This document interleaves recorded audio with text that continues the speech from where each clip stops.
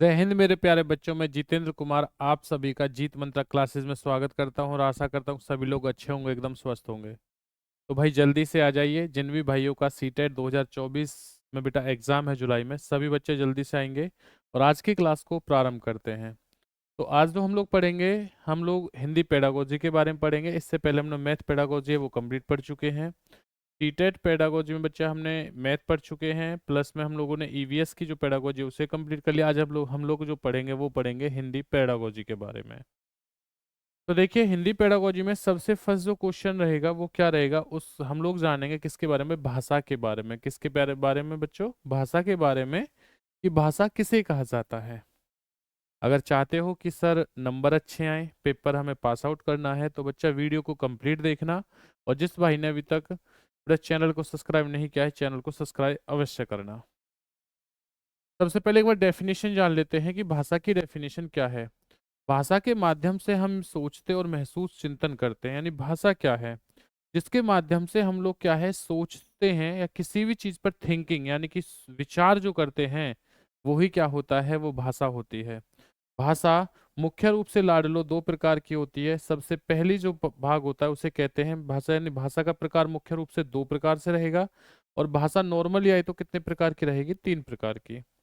सबसे पहले मौखिक भाषा रहेगा और लिखित भाषा। ये दोनों के दोनों कैसे रूप होते हैं? ये दोनों के दोनों होते हैं मुख्य रूप। कैसे क्या होते हैं जी? मुख्य रूप होते हैं।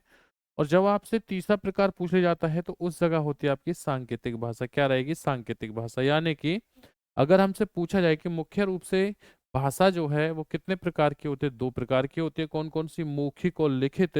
और नॉर्मली कभी क्वेश्चन आए कि भाषा के प्रकार कितने हैं, तो तीन प्रकार के। कौन सी ऐड हो जाती है भाई? दो ये रहेंगे और तीसरी हो जाएगी आपकी सांकेतिक। चलिए, तो हम लोगों ने भाषा के बारे में जाना। भाषा के बाद प्यारे बच्चों हम लोगों ने लिखित, मौखिक और सांकेतिक भाषा के बारे में जाना। इसी के साथ साथ हम एक बार इनके बारे में एक चीज और देख लेते हैं। जो मौखिक भाषा होती है मेरे लाडलो, ये कैसी होती है? ये भाषा होती है आपकी अस्थायी भाषा। कैसी रहेगी? अस्थायी भाषा। और लिखित कैसी होती है? ये होती है बच्चा आपकी तथाई भाषा। कैसी रहेगी जी? आपकी तथाई भाषा रहेगी। उसी के बाद में अगर मैं सांकेतिक की बात करता हूं, तो भाई सांकेतिक क्या है? सिंबल है। तो सिंबल को आप क्या है बच्चा? दर्शा भी सकते हो, और क्या है भाई आप लोग लिख भी सकते हो। तो मुझे कमेंट्स करके बताना जो सांकेतिक भाषा है वो किस प्रकार की भाषा है, वो स्थायी भाषा है या अस्थायी भाषा है।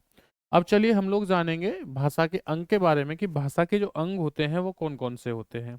सबसे पहले हम लोग जानेंगे ध्वनि के बारे में। ध्वनि क्या होती है? जिसे साउंड कहते हैं बेटा। ध्वनि के बाद आप लोगों को क्या आते हैं? वर्ण आते हैं। जैसे मैंने कहा ए, आ, ई, ई। बच्चा हम लोगों ने इस तरीके से सारी चीजें की। तो ध्यान देना, जो हम लोग ये जितने भी भाई हम लोगों ने क्या निकाले हैं, ये आवाज निकाली है, ये क्या होती है? आपकी ध्वनि होती है। ऊ हो जाएगा, जैसे आपका कै हो जाएगा बच्चा, च हो जाएगा, छ हो जाएगा, जय हो जाएगा। एक्स वाई जेड के जितने भी आपके स्वर और व्यंजन होते हैं वो सभी क्या रहते हैं? आपके ध्वनि। अब इन ध्वनि से ही क्या है बेटा? इन्हीं को कहा जाता है वर्ण। कैसे भाई? जैसे सबसे पहले बच्चे ने ध्वनि साउंड के रूप में निकाली। साउंड के रूप में कैसे? जैसे बच्चा होता है आवाज निकालता है ना, तो वो सिर्फ एक कुछ ध्वनियां निकालता है। उसके बाद में वही ध्वनियां क्या में परिवर्तित होती है? वर्ण में परिवर्तित हो जाती हैं। और वर्ण जब आपस में जुड़ते हैं तो बेटे किसका निर्माण लेंगे मेरे लाडलो? इस शब्द का निर्माण ले लेते हैं। वो कैसे? जैसे कै प्लस बै, ये वर्ण है, दो वर्ण। और जब दोनों ही वर्ण आपस में जुड़ेंगे तो क्या हो जाएंगे? कब हो जाएगा। तो यही क्या होता है? शब्द।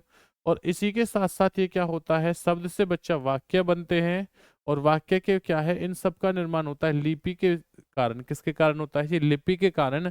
अगर लिपि नहीं होगी तो ध्यान देना, ये भाई आपकी कभी कोई भाषा पूर्ण नहीं हो सकती। अगर भाषा को सीखना है तो लिपि का ज्ञान जरूरी है। अभी मैं सोची कि सर हमने तो कभी लिपि पढ़ी ही नहीं है, तो हमें क्या पता लिपि कैसी होती है? लिखने का ज्ञान। जो बच्चे जिन बच्चों ने हिंदी पढ़ी है, या जिन बच्चों ने बच्चा ए फॉर एप्पल पढ़ा है, कभी आप लोग ऐसे पढ़ते हो? वापस आपने ऐसे लिखा है ए, आ, ई, ई, ऐसे पढ़ा है आपने? कभी आपने ऐसे लिखा है कॉपी में A for apple, B for ball, C for cat, D for dog? नहीं पढ़ा ना।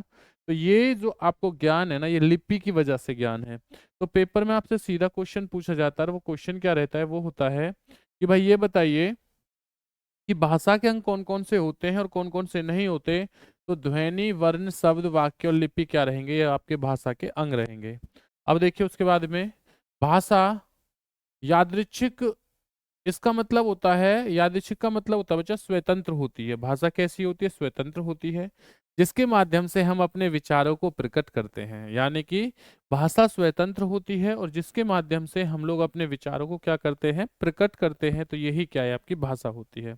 नोट करके हम किसी चीज के बारे में जानते हैं, क्या क्या महत्वपूर्ण रहेंगी भाई। भाषा की सबसे छोटी जो यूनिट या इकाई रहेगी उसे स्वेनिम कहते हैं। उसे क्या कहते हैं, स्वेनिम कहते हैं।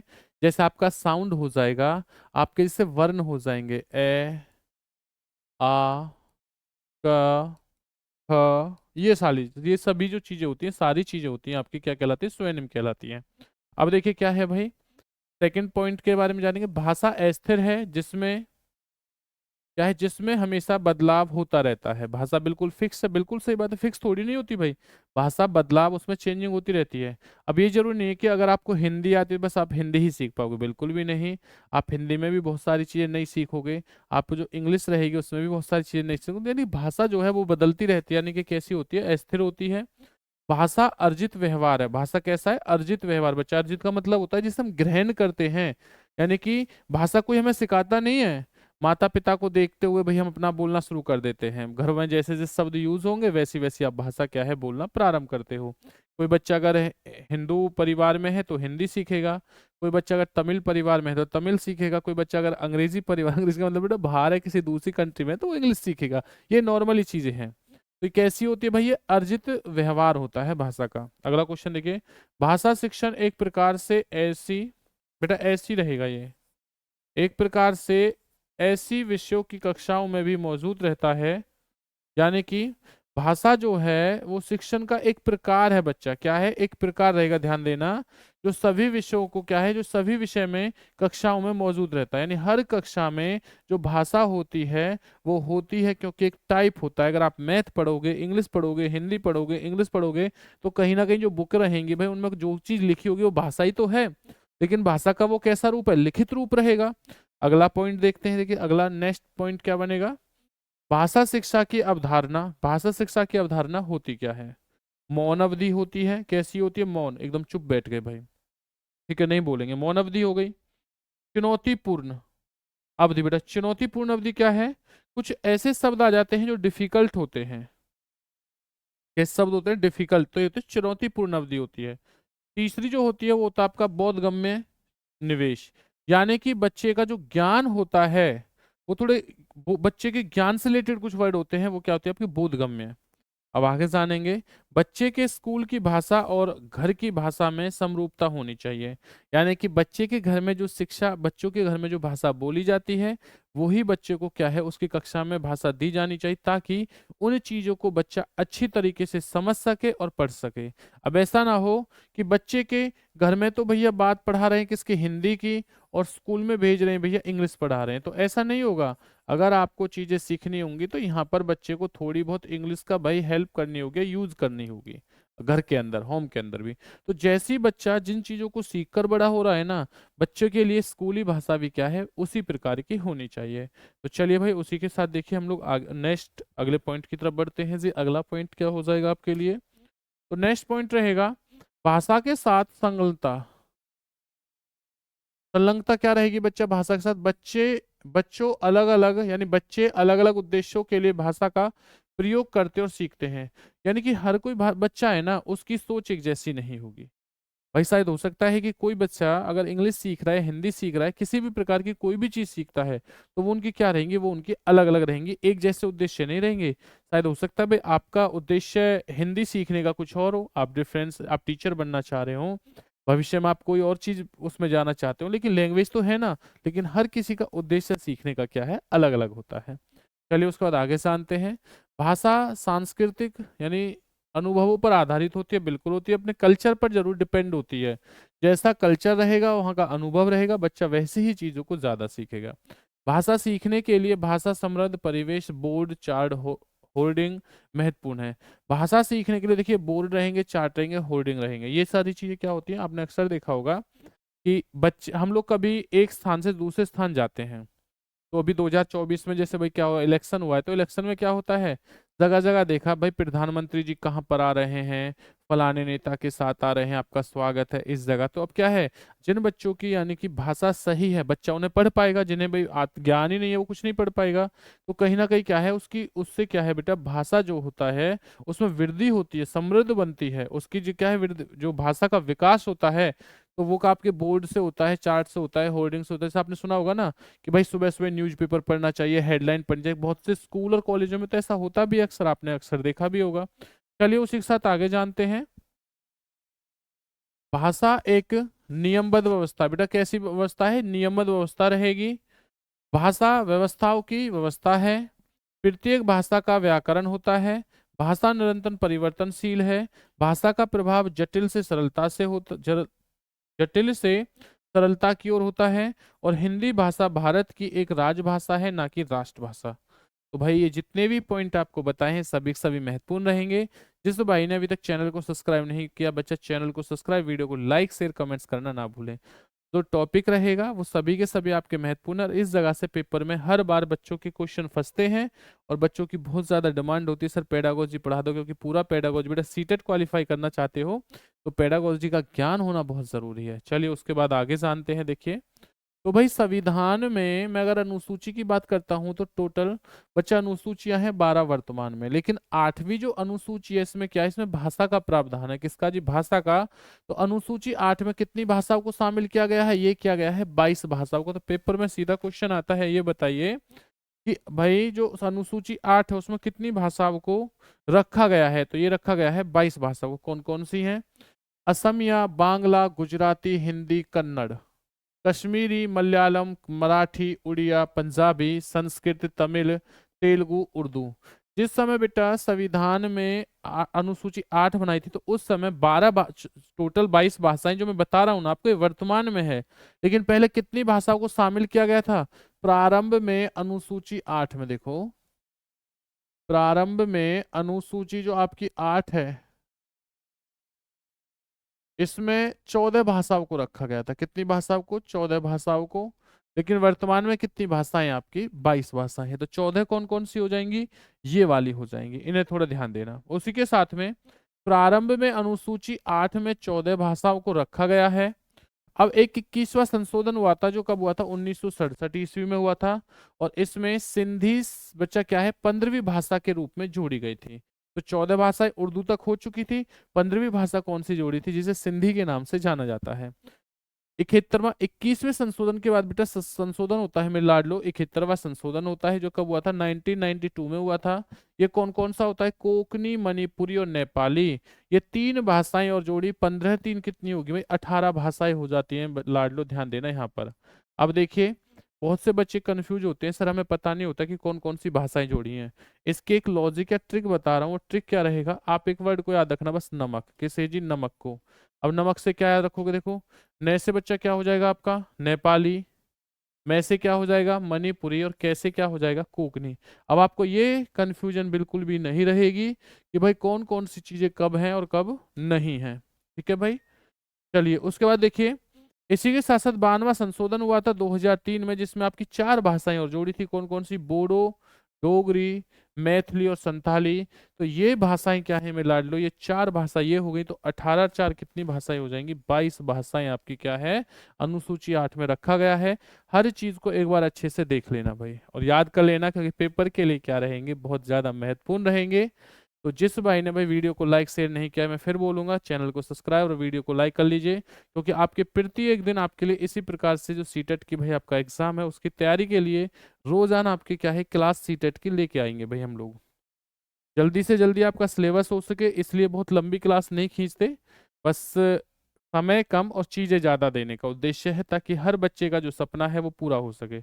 अब हम लोग जानेंगे, पेपर में आता है कुछ शास्त्रीय भाषाएं कितनी होती है, होती है 6। कौन कौन सी होती है, तमिल होती है, कन्नड़ होती है भाई, उड़ीसा होती है, तेलुगु होती है, मलयालम होती है और संस्कृत। ये सभी की सभी भाषाएं कैसी होती है, ये होती है शास्त्रीय भाषाएं।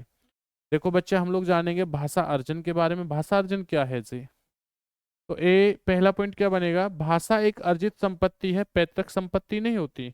जो भाषा है ना वो कभी भी अर्जित नहीं है, यानी कि अर्जित का मतलब सॉरी पैतृक नहीं है। पैतृक का मतलब हमारे माता पिता से जरूरी नहीं कि जो हमारे माता पिता बोलेंगे वही बच्चा बोलेगा।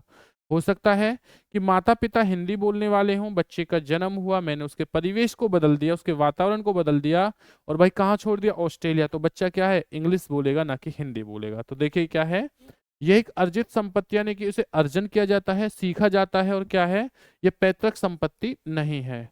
बच्चा तीन प्रकार से भाषा अर्जित करता है। पहला होता है अनुकरण करके, जिसे कहते हैं नकल कर कर, जिसे क्या बोलेंगे, नकल करके। सेकंड होती है अभ्यास कर कर, यानी कि बच्चा बार बार क्या उसकी प्रैक्टिस कर कर। और क्या होता है, तीसरा होता है पुनरावृत्ति। पुनरावृत्ति का मतलब होता है रिपीटेशन ही होता है बेटा, पुनरावृत्ति का मतलब क्या होता है, रिपीटेशन ही होती है चीजें। चलिए हम लोग इसके बाद में आगे की बात करते हैं, आगे क्या रहेगा, भाषा अर्जन एवं अधिगम। बच्चा ध्यान देना, तो एक तरफ हम लोग भाषा अर्जन के बारे में जानेंगे और एक तरफ क्या जानेंगे, भाषा अर्जन के बारे में जानते हैं कि दोनों में, सॉरी भाषा अधिगम के बारे में कि दोनों में डिफरेंस क्या है। देखो, भाषा अर्जन की प्राकृतिक प्रक्रिया एक प्रोसेस होता है, प्राकृतिक नेचुरल होता है बच्चा, नेचुरल होता है, ध्यान देना। और ये क्या होता है भैया, ये द्वितीय भाषा होती है। भाषा अधिगम क्या होता है, जो अधिगम का मतलब होता है सीखना, और अर्जित माने होता है ग्रहण करना। तो भाषा ग्रहण करना ये प्राकृतिक प्रक्रिया है क्योंकि हर बच्चा करता है, और भाषा सीखना क्या है, सेकेंड प्रायोरिटी रहेगी, क्या रहेगी, सेकेंडरी। उसके बाद भाई अनुकरण करना, भाषा अर्जन क्या है, अनुकरण करना, नकल करना। और इसमें क्या है, इसमें भाई नियम और व्याकरण के माध्यम से ही भाषा को सीखा जा सकता है, क्योंकि सीखना वर्ड आ गया तो नियम और व्याकरण आपके होने चाहिए।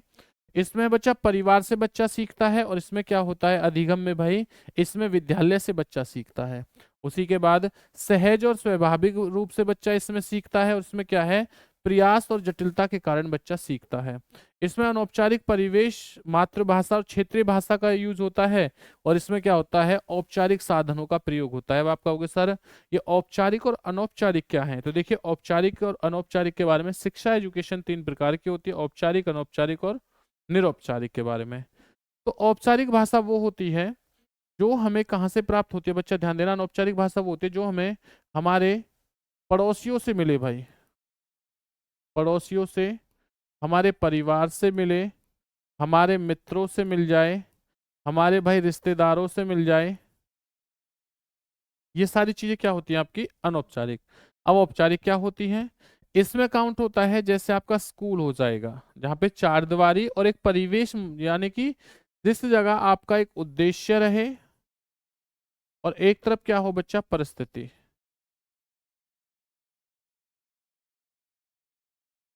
जहां पर ये चीजें होंगी ना आपकी, इसको कहा जाता है औपचारिक। जैसे स्कूल हो जाएगा, कोचिंग सेंटर हो जाएगा, XYZ। और जैसे भाई आप लोग ट्यूशन पढ़ते हो वो भी इसमें काउंट हो जाएगा। तो इस चीज के बारे में ध्यान देना, क्योंकि इस जगह से एक क्वेश्चन आपका पेपर में आपको देखने को अवश्य मिलेगा। और जिस भाई को लगता है कि सर हमें सीटेट के कंप्लीट नोट्स चाहिए, तो आप बच्चा ध्यान देना, इस 9991158665 इस नंबर पर आप लोग व्हाट्सअप कॉलिंग, व्हाट्सअप मैसेज कर सकते हो। सीटेट के पेपर फर्स्ट और पेपर सेकंड के भाई क्या है, यानी कि पेपर फर्स्ट एंड सेकंड जो पेपर है इसके क्या है, सीटेट के कंप्लीट नोट्स ले सकते हो आप लोग।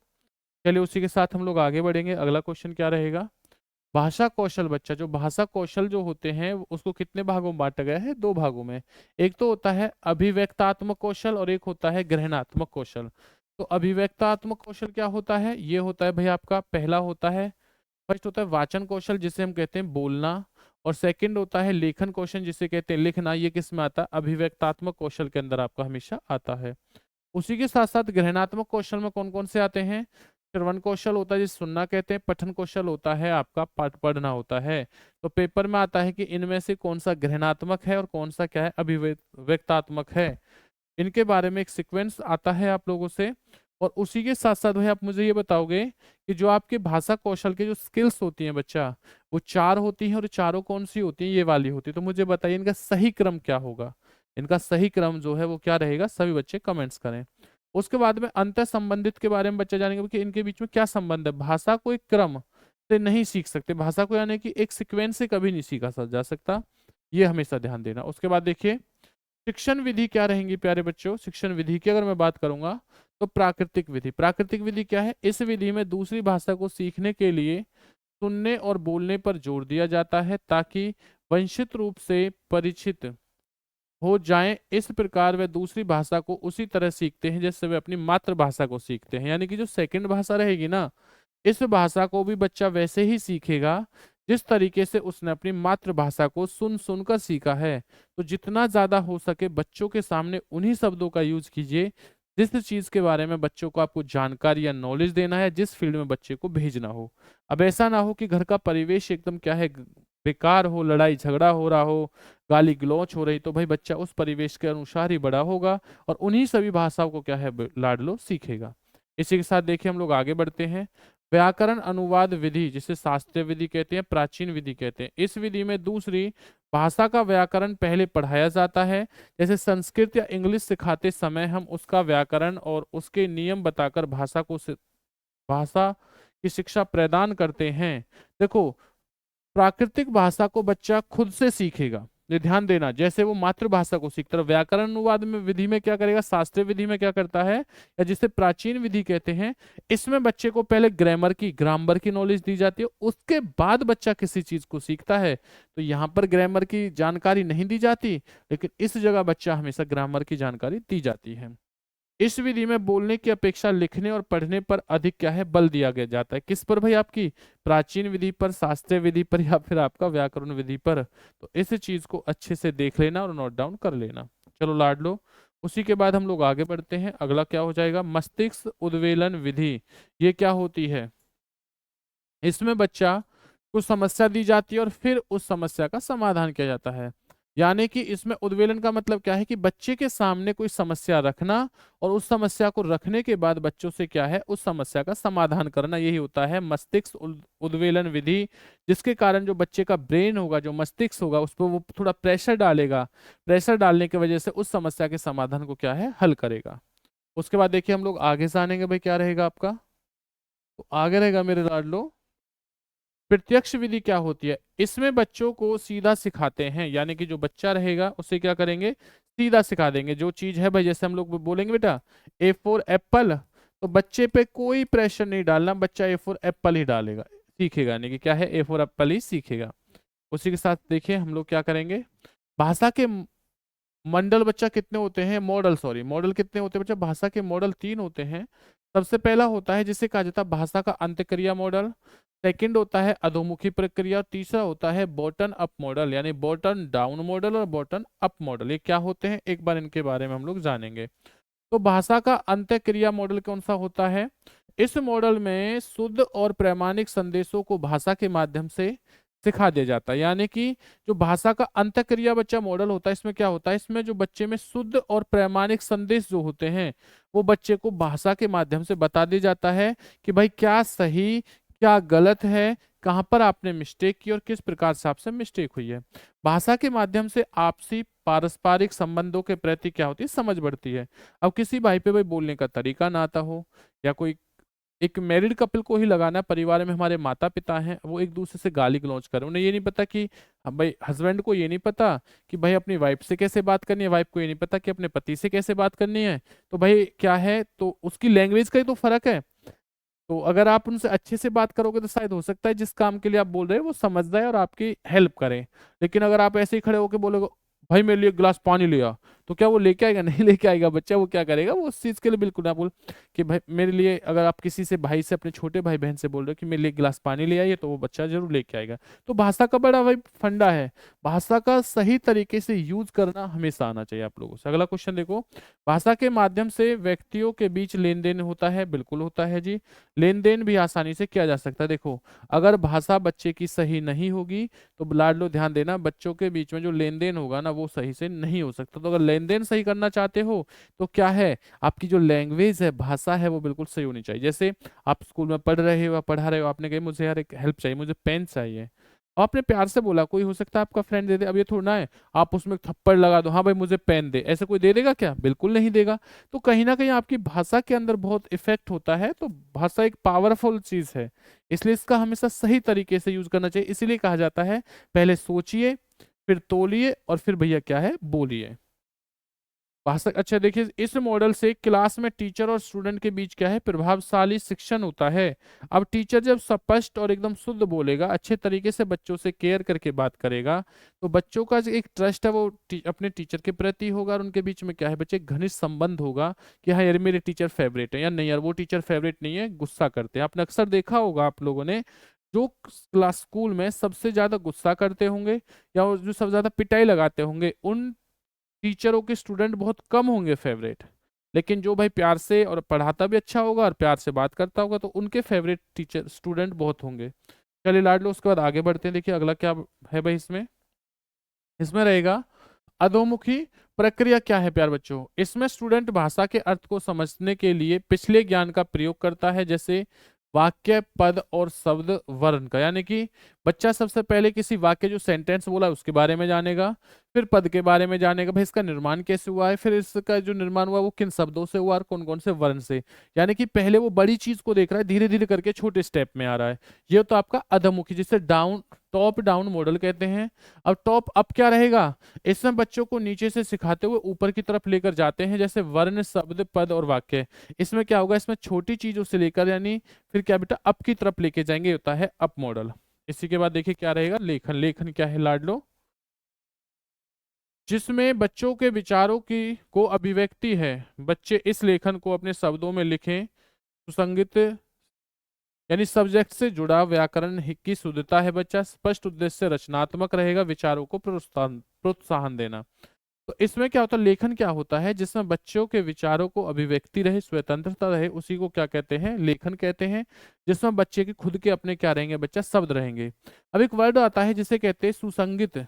तो ये होता है कि बच्चों का जो सब्जेक्ट रहेगा, जिसमें उसे इंटरेस्ट हो, बच्चा उसी को ज्यादा लिखने की, पढ़ने की कोशिश करता है, वो भी कैसे, व्याकरण की दृष्टि शुद्धता से बच्चा। उसके उद्देश्य को बच्चा स्पष्ट समझता है, उसके जो कार्य होते हैं, रचनात्मक का मतलब होता है उसका निर्माण करना, उसे भाई लिख कैसे सकते हैं, विचारों को प्रोत्साहन मिलता है, यही क्या होता है आपका लेखन होता है। अब लेखन के प्रक्रिया उपागम क्या रहते हैं, इसमें स्टूडेंट क्रमबद्ध तरीके से सीखते हुए कौशल में क्या होते हैं, दक्ष हो जाते हैं, यानी कि होशियार हो जाते हैं। तो आज की जो क्लास है प्यारे बच्चों, वो क्या होती है, समाप्त होती है। और कल आपके लिए हम एक पार्ट नंबर 2 लेकर आएंगे हिंदी का, जिसमें आपकी कंप्लीट मैराथन क्लास में बेटा क्या हो जाएगी, आपकी पेडागोजी जो है वो कंप्लीट हो जाएगी।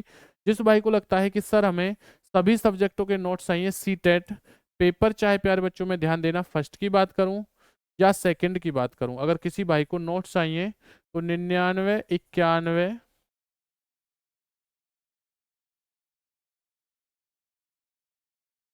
15, 86, 65 बच्चा, या 9991158665, इस नंबर पर कॉल व्हाट्सअप मैसेज कर सकते हो, जिस जगह से आप सीटेट के कंप्लीट नोट्स ले सकते हो, पेपर फर्स्ट और पेपर 2 के। तो चलिए आप लोगों से फिर मुलाकात होती है, सभी लोग अपना ध्यान रखेंगे।